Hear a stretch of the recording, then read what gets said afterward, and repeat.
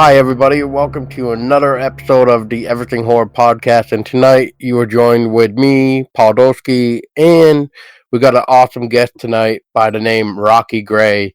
You may know him as one of the former guitarists former guitarist for the band Evanescence, and now he creates horror music. The drummer. So, I used to play drums for them. oh, drums. Why would I think a guitarist then? Well, I'm the guitarist in other bands. So yeah, it gets confusing. Maybe that's I what it do was. everything. I don't know. Yeah. Either way, welcome aboard, Rocky. Apologize Thanks, about man. that. No problem. That's all good. Now, just out of curiosity, were you on the Evanescence album with the Bring Me to Life and Immortal and all that? I forget the freaking name. Yeah. Fallen. Yeah, I'm on the Fallen. Yeah. Okay. Yeah, I'm on the first two records. I only played drums on one song on the first record. That's the band version of My Immortal. I play on that song. Okay. But I wrote a song on there other than that. Tourniquet is a song that I wrote that was recorded. And then I played all the drums on the second record.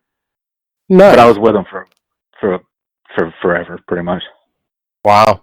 Well, that's awesome. And I almost got to see you live then during the Fallen tour one time in Massachusetts. Oh, nice. So, yeah, unfortunately, cool. It didn't go through, but I guess that happens in life, unfortunately. Yeah. But it's still a pleasure to actually talk with you, though. So, at least that happens, I guess. Yeah. But, for anybody that doesn't really know who you are, Rocky, could you give like a brief origin story of like how you got into horror? Sure. Man, I've been into horror. I mean, ever since I can remember. I was watching like Universal horror, you know, in the crib, pretty much. TV growing up was a big thing at the house, and music was a big thing at the house. So you get those two together, and you get a horror film composer later on. Yeah. So, but yeah, I was always involved in music somehow, and always loved movies. So, you know, you just keep going from there, and then you end up in bands, metal bands and stuff like that, and then you go on tour, and then you wear that out. Then you want to start, you know, moving on to the next thing where you can be at home more and stuff like that. So, being a video game and film composer really comes into play in, you know, and at that time of my life. So for the last 7 years or something like that, I've been doing the game and film scoring stuff, and I can do that from home. So I'm not on tour for months at a time and things like that. So I'm home more, and then I can concentrate on family and putting out some good music. So that's kind of from there to here.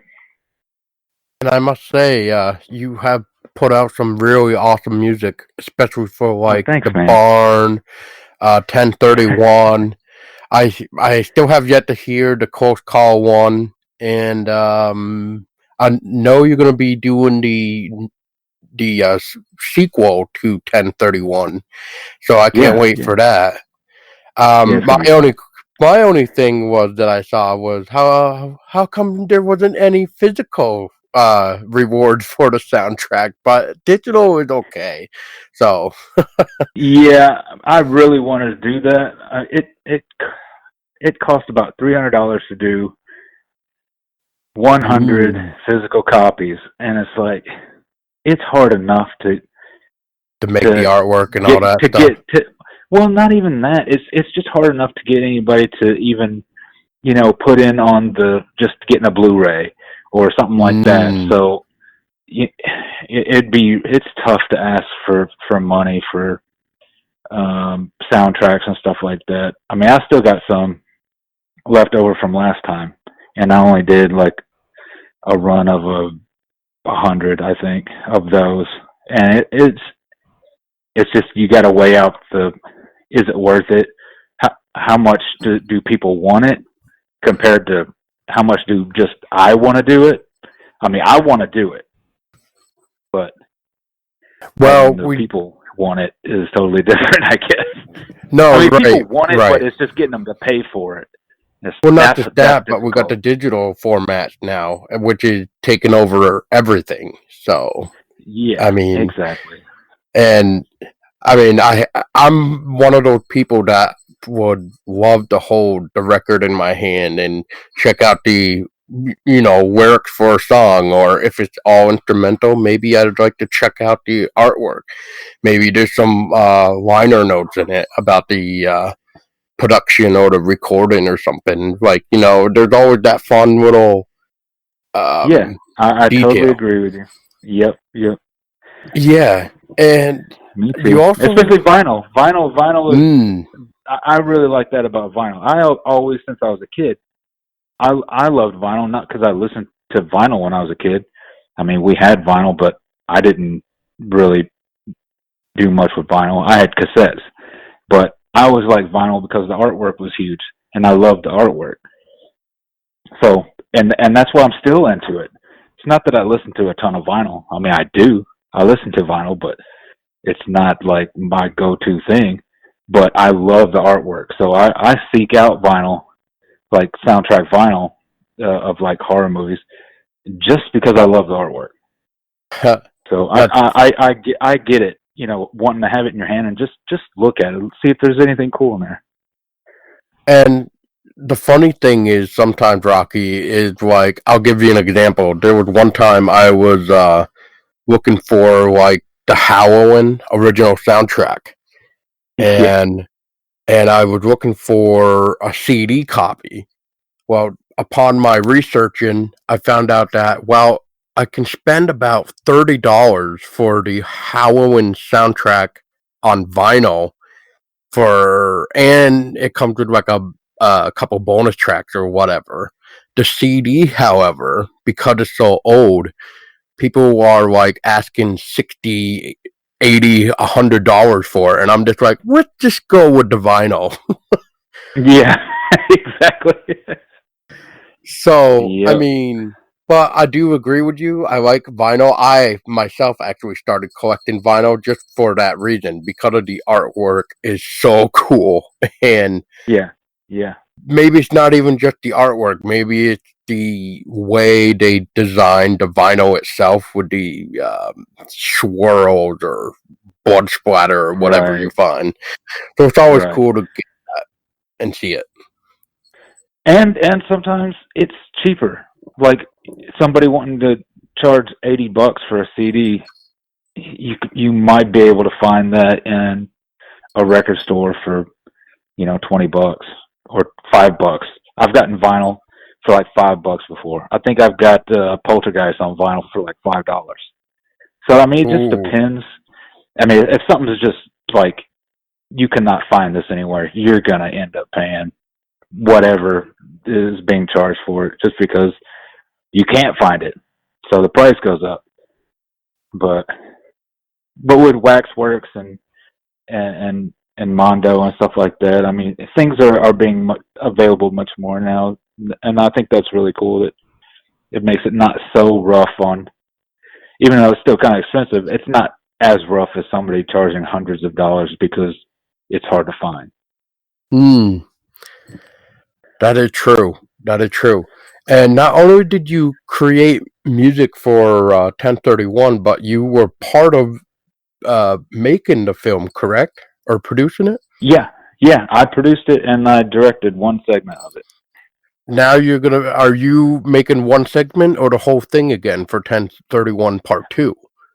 I'm producing everything, and I, as of right now, I'm only doing. We're gonna have some fake trailers on there. Everybody from the first movie's doing a fake trailer. So as of right now, I'm only doing one of the fake trailers. Like Grindhouse did.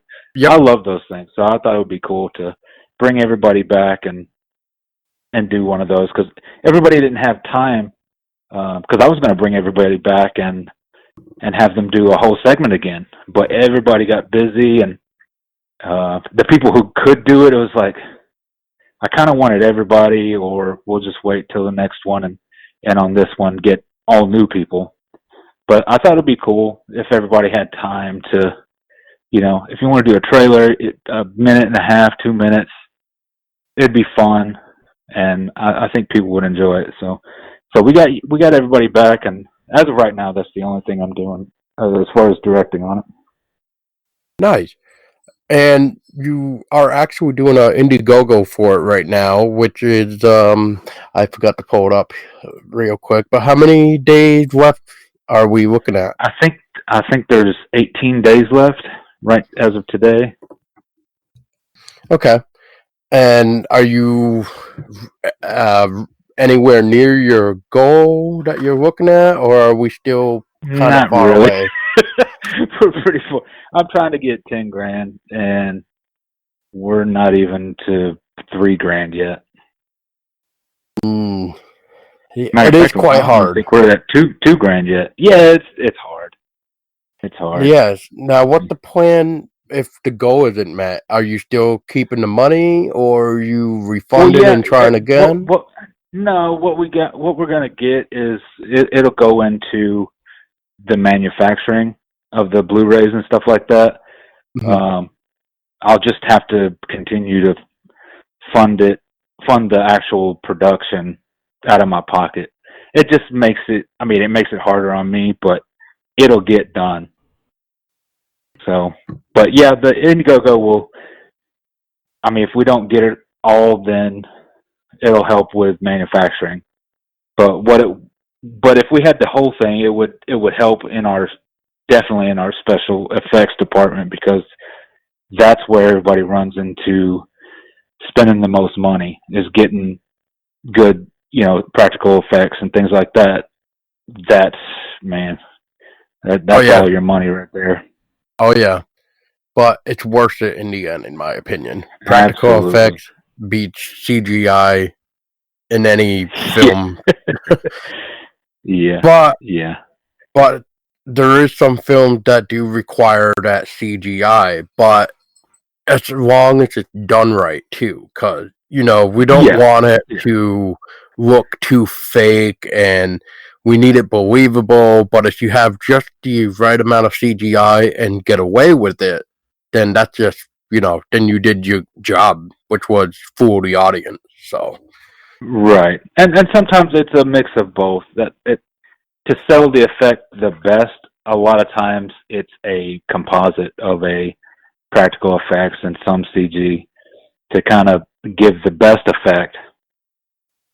And that's coming mm, from like Rick Baker. Rick Baker says the same thing. So I'm with him on that. And Greg Nicotero would be on board with that as well because if you look at Walking Dead, everything is a mix of practical and CG effects.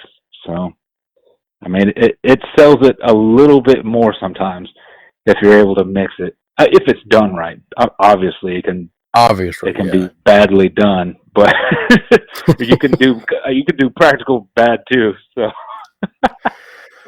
Well, another thing that I've noticed recently, I don't know if you caught on to it, but I've noticed with some uh, projects that are trying to make fun to help keep the production going, what they'll do is they'll start to create different campaigns every other month or so, and it's just to help continue to receive funds. Like I've seen two projects do it, and I've seen it for Beetlejuice documentary, and I've seen it for a recent documentary where we actually interviewed the guy for a upcoming documentary called The History of Metal and Horror. oh And yeah, yeah, I've seen stuff about that. yeah, and that guy has created three different campaigns, if memory serves me correct. And Beetlejuice documentary has also created three. if not more. I know they've been on Indiegogo, and they've also been on Kickstarter. So you could always do something like that to help with funds. Right on. Yeah, I've never tried to do more than one ever. It Usually could help. it's time. It's like, do I have time to do that? Is the thing sometimes. I mean, I have enough time now because we did the campaign so early. When we did our first one for the first movie, it was for finishing funds because we had enough money to actually film the movie. So we had filmed the movie or started filming already, and then we just needed money for all of our manufacturing and stuff like that, because the manufacturing could, oh man, it could really get into your budget depending on what you're getting. And we did legit replication. We didn't do just the duplicated CDs and DVDs and things like that. So we're trying to get the best quality of everything. That's why it costs a little more, because I mean, you can cut corners and do just duplicated DVDs and Blu-rays, but then you run into trouble sometimes because some people don't want that. They only want replicated Blu-rays and DVDs.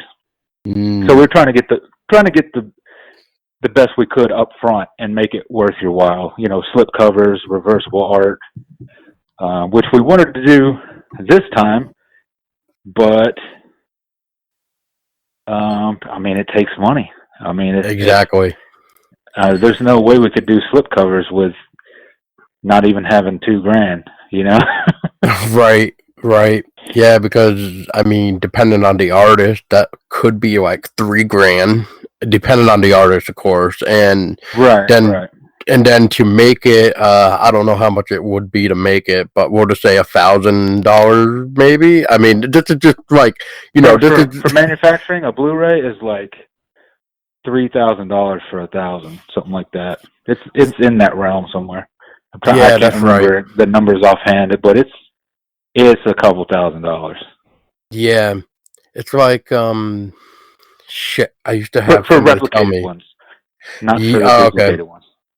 Yeah, a friend of mine that was trying to look into doing his own DVD and Blu-ray for his film, which he ended up scrapping, like putting it on physical. So he just put it on digital. But yeah, he was trying to tell me like Blu-ray is like, I think he said like $250 like per disc or something like that. So that would make sense. Like 1,000 is like $3,000 or something. So yeah, but either way you look at it, yeah, exactly. Now, yeah, it gets crazy. Now, besides the making or trying to crowdfund money to help you with your first film there, what other challenges did you face when creating the original 1031? I think the hardest part was just getting everything compiled and everything like going together seamlessly, like making everything fit into one anthology, and it not being like jagged feeling, like stories just thrown together. They are just thrown together, but making them fit properly. The sequence sometimes is what helps there, but I mean the hardest. I mean everything coming together, that can be difficult sometimes, but probably the hardest part was just getting everything in on time. It is crazy how long this stuff takes. I started really early this time to try to make sure we had enough time for everything, because I'm trying to put this out in September. Oh wow! And yeah, so I have these guys working on all their projects right now to try to get it done. Because to get it done right and not put us behind, you kind of got to turn it in by July to have enough time to do everything that happens in post. So, but yeah, just getting everything together for the first 1031 was, I mean, it was my first movie, putting everything together as a producer, and I enjoy it, but it is stressful. The stress is insane. But yeah, the most difficult part was getting everything in on time. That that was the hardest part. Wow. Yeah, when I was interviewing Justin Seaman, he mentioned you about you were having trouble with, I think it was like selling or like getting orders and shipping them out or something. Like it got to be too much out of hand for you, and then you got a hold of Justin to help you out with it. I think is what Oh he yeah, yeah, said. yeah. That's exactly right. Yeah, I mean Yeah. it did get crazy. It got crazy for me. I mean, I was sending out bundles and bundles of DVDs at a time, and the post office was not even thrilled with that at all. Yeah, I had to go to two different post offices because there were so many, Oh my God. and they didn't want all of that stuff all at once. So I was divvying it up between me and my brother, and I was driving 20 minutes away to another post office so I could have another post office to go to, and then my brother would go to another one. So yeah, Holy there was crap. a lot, and I couldn't do everything like Justin does from home. I'm not set up to do that because his is way more. The workflow is way better. You know, he can weigh everything. He can put labels on it, all right there, and then have the post office come and get it and work. Ah. You know, he was way better. And I was like, dude, just do this for me. It sounds So like he he might. was he was very cool about it. Yeah, it sounds like he uses stamps.com. That's exactly the way it sounds like right here.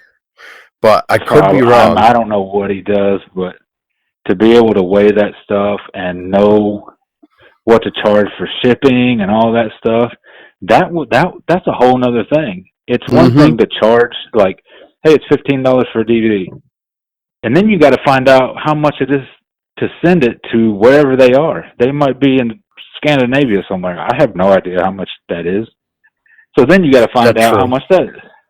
Yeah. I Which don't know. which brings up a really interesting thing. For Indiegogo, when it comes to the shipping, is that automatically um calculated, or is that what do you No, put it in? you have to put it in there. So I got with Justin because he could find out what you know. Let's see, the main ones are the U.S., Canada, and it says yeah, it's like U.S., Canada, and the rest of the world. Right. So he's like, here's what you want to do for U.S., here's what you want to do for Canada, and for everywhere else you want to do this, and that should cover everywhere. It's going to be a little different, but you charge to where it'll cover wherever they are because you don't know exactly how much it's going to be. And from what he was saying, it's like that in the U.S. now. Like apparently, I mean, I don't know, but apparently, even the U.S. charges according to distance or something now. So I'm going with what I'm told on all that. Hmm. Interesting. I know they usually Yeah. go by the size of the envelope or box or whatever, but I Right. I did hear that posting rate did go up, so I wonder if that's what it was. So, It definitely interesting. it went up. It went up once while I was doing them on the first movie. So even It just then went they up went again up. too. Yeah. So yeah, it's even more, Yep. which is It's just crazy. oh yeah. And I work at a place too where I used to ship before I changed my job around, and I think it was like once every week I would see an update for the UPS app that we use, and it would say something about like the charge for delivery, which would like I get the UPS gas is what I kept reading went up, and I'm just like, oh my god, like Wow. it's ridiculous. And I mean, I know UPS is usually arm and a leg when it comes to shipping too. But I mean, I guess if you did the what do they call it, the UPS Sure Post, I think you'd be okay. But I think that also goes by the distance as well. Unfortunately, Yeah, that all that's crazy to me. That's why I don't even want to. I don't want to mess with it. So I don't blame my you man at Justin all. takes care of it. Sorry, I'll Justin. leave that to the professional. Nice. Now, Rocky, what are some of your influences when it comes to like the horror genre? As in, like, I guess making music for the different films that you have. With, like I said, 1031, The Barn, Close Call, and feel free to mention others that I don't remember right now. Some influences would definitely be some people like John Carpenter, of course. I mean that's obvious. If you're gonna do a horror movie, if you're not inspired by John Carpenter somehow, then you might not want to be doing horror movies. So John Carpenter and Fabio Frizzi and Christopher Young, Joseph Bishara, Tyler Bates, guys like that. That's like the top guys offhand. I mean, there's so many more. I mean, I like Danny Elfman. I love all that stuff. So Danny Elfman is good. yeah. I like him in his Tim Burton mode the best. Oh, and Junkie XL. I like a lot of Junkie XL stuff too. But yeah, that's probably the top guys. Christopher Young, I love what he does with his atmospheres, like The Exorcism of Emily Rose. That's an amazing score. Yeah, I've recently was like, as I was getting into vinyl and stuff, going back to that story a little bit, but it kind of fits into this, is that one of my favorite type of movies anyway is the old classic films like the Universal Monsters. And I found out that like I'm probably gonna screw up the year right now, but the 1931 Dracula with Bela Lugosi, I guess. What was the guy's name? Philip Glassman. What a Glass? Philip Glass, I think is his name. They ended up doing like a soundtrack for that black and white film, and I didn't really know that. Oh, like he redid the score. I don't know if or he is the original redid it. score? I don't know if he redid it, but I know they like made the score for it or something like that. Like I guess it didn't have a score before, and now it does, kind of thing. Huh. I gotta look into that. I did not know about that one. Yeah, I didn't either until one day I was at one of my local vinyl stores and I just happened to see the word Dracula on the front and I'm like, well, hello, what is this? And then I go and take a look at it and I'm just like, really? I'm like, I need to check this out. So I like took a picture of it and went back here and I searched it, and yeah, it said something like when they re-released it it was either 1999 or 2009. They made the score for it, which would make sense because that's when they started to re-release like the Universal Monsters anyway on DVD. So it would kind of make sense. And then now I found out that like Bride of Frankenstein had that score get remastered, and now I'm looking for that. And yeah, I it's heard that. crazy. So is that the Philip Glass that did Candyman? Boom! It's the same dude. That's awesome. I gotta check that out. Yeah. And there lies another problem. I can just go to YouTube and listen to stuff. That sucks. Philip Glass gets no money for that. I mean, unless it's monetized. That's the only way you can make money off of it. And that has become garbage too. Just throwing that out there too. Yeah, I hear a lot about that. I have never gotten into that, but all the soundtracks that I have on CD Baby, they also go to YouTube, and so Oh no. yeah, it's like, well, I mean, it's okay because when you watch it on YouTube, I can get paid from that, but I mean, you're making like 0.003 or 0.03 cents per view or something like that. So I mean, whatever. I mean, that's just that's the way the world works now. But Yeah, well, YouTube ruined a lot of people anyway. I mean, I just had to contact one of my friends who's a director who directed a film last year, and it first premiered on Sci-Fi for the 31 Days of Halloween, and it's called No Escape Room, which I'm going to clarify because because what was funny is when we got together to do his interview, it was around the same time that other film called Escape Room came out. And I just want to say, No Escape Room and Escape Room are two different films. I just wanted to say that. Yeah.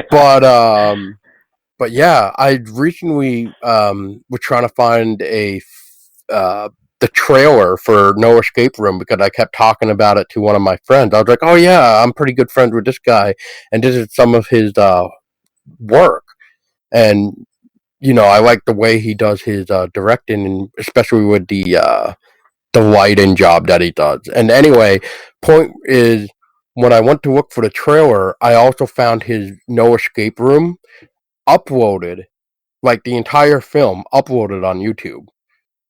So I'm just like, yeah, exactly. So now you got that bullshit, and then of course I reached out to one of the guys who produced it, and I didn't hear back from him, but I did let him know at least that hey, your movie is up there. So yeah, and man, that's some lame stuff. And well, what about you, Rocky? Did you have any type of issues with 1031 with piracy? Because I know that's become a big, big problem. I didn't, but I don't seek that stuff out. I mean, being in the music business, it just kind of goes with the territory anymore. So I'm like, it's gonna get pirated. Just accept it, or I don't know what else you can do. It's just a part of our world now, and that's unfortunate because usually the quality is not very good either. But as long as somebody can see it for free, it's like the care for the quality also goes down, so they don't even care what kind of quality it is. I don't know, man. I didn't have issues, but I know the Barn did. I know Night of Something Strange did. I mean, I have no doubts that everybody has. But what are you gonna do? I don't know what can be done about it.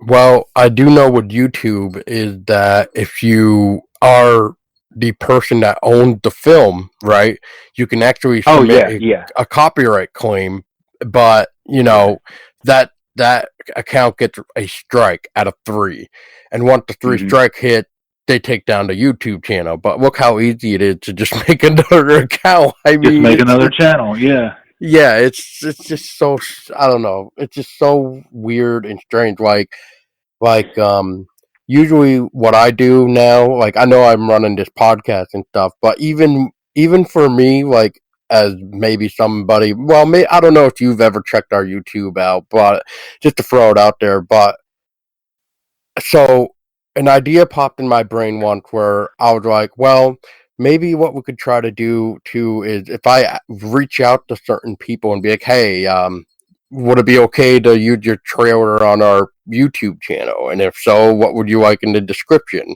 you want it the same as what I'm seeing here, or do you want something completely different? And Mm-hmm. most of the time I get told, oh yeah, dude, go for it. I'd never once had anybody say, why the hell are you asking me? I just Right. look at it. Yeah. I Why would just you want look, to promote my stuff? yeah. But the way I look at it is, I just don't want to, I just don't want to. It's gonna sound weird saying this, but like take a video of a trailer and just upload it without somebody's permission. I'd rather be safe knowing that I asked for the permission rather than just, oh, I'm just gonna grab this and throw it up there. Ha ha ha. No. Right. Well, I and mean, know that all of us appreciate that too. Obviously, we want everybody who would be interested to see the trailers. So we encourage that. But yeah, just know that that's very cool of you to even ask, if it's okay. Because a lot of people don't. They just like, I'm just doing this. yeah, So, exactly. and Exactly. it's okay. That's okay too. But it's just really nice to at least be asked, about it. Well, that's like with you, Rocky. Like, I mean, if you had a trailer for 1031 Part 2, I mean, I would be like, hey, would you like me to use it for our channel to maybe help you out or whatever? You know what I mean? For Like, sure. Yeah, absolutely. and because what I find really interesting with this is like, I might have subscribers that you don't, kind of like, that vice versa thing where it's just like, Yeah, exactly. oh, yeah, and I don't know how many people really think of that, especially Hmm. when a video is only exclusive to one channel, if that makes sense. Yeah. Yeah. And I'm kind of getting off topic here for a minute, but like you said, I just have that weird feeling where I'm like, oh God, if I don't ask this guy and I get a copyright claim, I don't want to deal with this. Yeah. So Yeah.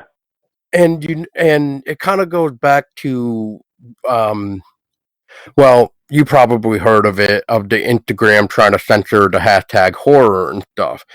And Yeah, I did. Yeah.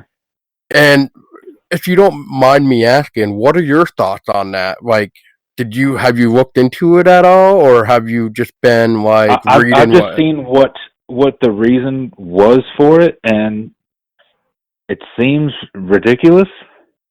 I'm not. There's definitely things that could have that attached to it, and I don't think horror has anything to do with that. I think there Right. are things out there that should be like, hey, we don't need to even have this hashtag on Instagram. Um, Offhand, I Mm. can't think of what that would be. I don't want to say anything inappropriate or anything, but there are things out there that maybe people don't need to see a lot of. Well, Not right. in a censorship way, but like, I don't, hashtag kill babies or something. Nobody needs to have that. I mean, that's One. just something that's kind of weird. But Well, I mean, there that's an is. example. Well, there is one hashtag that we were talking about the other day too, where one of the hashtags that does not have a warning, and I shit you not, it's literally called "I want to kill myself." That does Yeah, not. maybe that one. Yeah, that one does not have a warning, if you can believe that. And Wow. then and then there's another one too, like crime scene, true crime. Like, dude, that's ridiculous shit right there. Like, I don't want to. I'm Hmm. not trying to tell you to go on your phone right now and take a look at this hashtag, there, listener. Really trying to tell you, like, there is much thing worse out there than just a hashtag horror that's trying to tell you that it's not okay to like horror, and Yeah. it's it's ridiculous. But getting back on topic, though, Rocky, is with 1031 Part 2 coming out, what can you tell us about 1031 Part 2? Well, from everything that I know right now of the scripts that I've seen, we have definitely some new angles that everybody's trying to go. There's more monsters in this one. Um, let's see, and it's more. there's definitely one that's definitely probably the darkest thing that we've done so far. Tori Van Buskirk, he did the short film. What is it? Come to Me, Sister Mary, and this what he's doing for us is this it's pretty nuts, and I'm really looking forward to that. And it definitely is dark, and I like the direction because we have a lot of fun stuff, and I love that too. But it's cool to mix it up and have some really dark stuff mixed in with some, real fun stuff. So Drew Marvick's on board, and he's doing his Drew Marvick thing. So we can kind of expect Drew Marvick to show up. And we've got Tristan Clays, the director of Red Eye. He has one that I actually went and shot with him. And nice. I went out to Kentucky, and me and one of my partners, we shot the movie for him, and it was amazing. It was a lot of fun, and his is cool. His is this witch curse thing, so it gets witchy in that one. So that was fun. Now some trippy alien stuff. I mean, there's some crazy stuff. There is some crazy stuff. Now, when you were just saying the witch curse, is that the same witch that is on the cover? No. Okay. That is actually Malvolia. She's the horror host that we have. She's coming back for this one. Oh. She was in the first one, so she's coming back, and we're actually going to have some more of Malvolia in this one. She'll be more of our kind of like crypt keeper in this one, where she'll introduce the stories and things like that.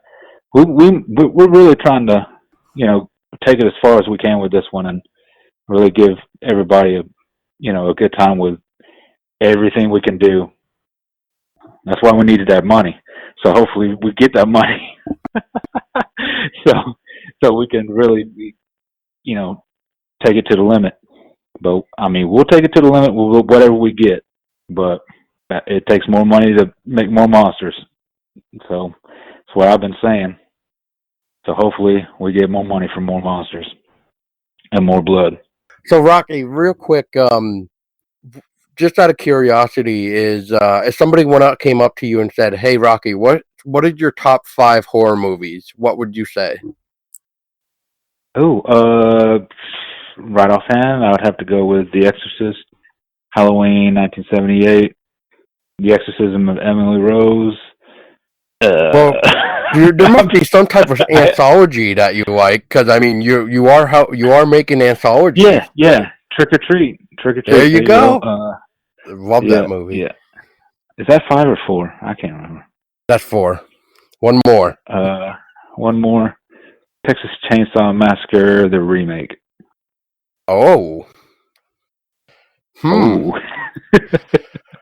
That's a good one. I don't care what nobody says.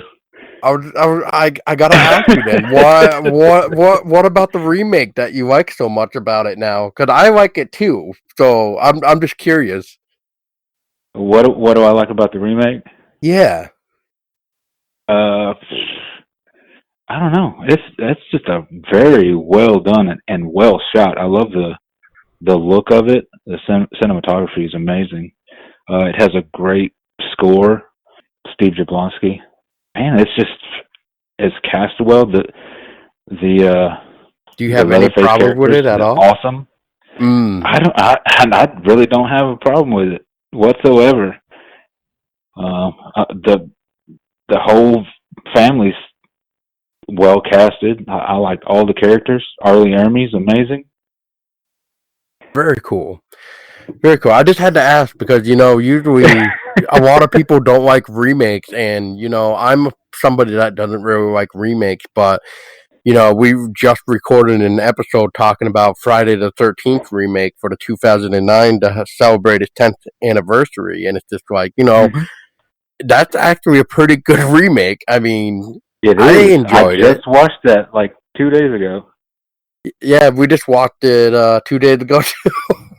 Just as we're about to get ready to do the episode for it, just to do Heck it as a yeah. refresher. So yeah, Yeah. I know a lot of people bashed on the film, but I mean, come on, give it a break. I mean, it's Yeah. something Yeah. different at least, and Yeah. I really try to do the remakes film by film because there's some not good remakes, and I'm okay with it just not being a good movie. But there are some good ones. I think the Last House on the Left remake and the Hills Have Eyes remake are both better than the originals. That's my opinion, but I think they're both better. So hmm, I'm okay with a film just going. You know what? This is an awesome idea. So we just update it, and I mean sometimes it just needs an update, and it comes across better. You can kind of tie some things together that and the look, and just everything feels good with the remake sometimes. So to me, they can be better. hmm. I just Yeah, I don't jump on the bandwagon like some of these people. I just don't. there is some films that have a place in my heart that say, please don't touch it. But Yeah, I mean, I understand that. I understand that. like Yep, that nostalgia is hard to it's mm, hard to deal with. Like, man, don't touch that. That's a little too close to my heart. I don't know about you, Rocky, if you heard it, but I heard they're trying to reboot the Universal Monsters, and I'm like, oh, please don't do that. Please no. Yeah, I don't know. Well, But they I don't know. I'll check it out if they do. I'll definitely check it out. I just don't know. I don't know if they're gonna do any better than uh like Last Werewolf, Wolfman that came out. That was a good one with oh yeah, Benicio del Toro. That was a good one. So I oh don't know yeah, if they're gonna top that. I don't see how But they could. I yeah. I mean, some of these stories like Invisible Man and all this stuff. Do we need to see any of that? I don't know. Or they are If they planning if a. if they if they were starting with the Mummy that came out with Tom Cruise, they can just stop right now because Well, I it's did not hear that they're it's trying it's to. not that it's bad. It's not that it's that bad. It's just it doesn't need to be in the Universal Monsters universe. I just don't think so. God, I hope that wasn't one. But I do know they're trying to make the Invisible Man number 2, though. Just because you mentioned Invisible Man, I just had Yeah, to throw it out there. So I don't know what they're I think gonna that's the do with one with that, Johnny but Depp. oh god, Yeah. I could actually maybe see Johnny Depp doing a good job, but I don't know with the whole situation going on now, especially him losing his role as Captain Sparrow from Pirates of the Caribbean. But I don't. I mean, I don't know. Hmm. But anyway, Rocky. Um, so to wrap it up even more, so what can we kind of see in the future for you that's coming out besides 1031 Part 2? But is there anything else that is coming out that is on your plate that you can share with us, whether it be in film or music? Yeah, I mean, there's going to be continuous soundtracks getting done. We're going to have more movies. I mean, we'll do another movie next year. I don't know if it'll be a 1031 movie, but um, I like doing the anthologies. I think it's a good way to collaborate with the other great directors out there in the indie horror world. So I love being on a team like that. So I definitely want to keep doing some more of that. But we've got, let's see, Tori Jones' Wicked Ones. I'm doing soundtrack for that. Mm. Brad Twigg's Deathboard. I'm doing that one. Zane Hershberger's Forced to Fear. I'm working on that soundtrack. And an anthology called Cryptids. I'll be doing the soundtrack for that too. So all that's coming up real soon. Nice, nice. Yeah, I was Trying to stay talking busy. to. Hey, that's all you could do, man. And I mean, Yeah, man. Justin did mention something about cryptid, but I thought that was going to be out by now, but like for pre-order or something. But I guess something's still going on. Maybe it's people still trying to edit the film or something. I don't know. There's a couple things being wrapped up for it, but I think they are still trying to get it done for this year. Last I heard, they were trying to do that. I've already worked on some of the music for one of the segments. Actually, two of the segments. Zane Hershberger's got a segment. Brett Dieger's got a segment. The Bone Jangles director, Brett Dieger, he has a segment in Cryptids. So I've done scores on both of those segments already, and it's gonna be awesome. There's cool creatures and some cool music. So that's a good one. That's another great collaboration. I've really enjoyed working with all those guys. Yeah, I can't wait for it myself. It sounds like it's going to be a really fun film, and you Yeah. gotta love the cryptids method anyway with the different type of monsters. But Rocky, for people that want to help you with 1031 Part 2, where can people find it and help you out? And where can people keep up to date with you on either social media, or there's a website where people can see your blog or anything to help you, you know, get more views and support for your 1031 Part 2? Yeah, for sure. I'm on all the social media platforms. I'm at Rocky Gray, Gray, on everything. And 1031 movie is on all the social media stuff. So that's, I think, 103116 on Facebook and at 1031 film or 1031 movie on Instagram and Twitter. So that should cover everything. But if nothing else, it'll all be over on all the Rocky Gray stuff. For sure. Thank you, Rocky, for your time chatting. It was definitely a pleasure, and we'll have to have you on again in the future. And if you ever want to come on to state your opinion and talk with us on horror or anything, just give us a shout out, and we'll work something out with you. Sounds good, man. It was awesome talking with you. Yes, definitely. And for everybody out that stayed wide awake, and unless you were chilled to the bone, this is Rocky Gray for you, and you better support 1031 Part 2. Even if you share or donate a goddamn dollar, it all goes to a great cause, because you know what? Indie horror needs your help now. And the only way indie horror is going to get noticed is if you speak loud. And on that note, stay scary, everyone.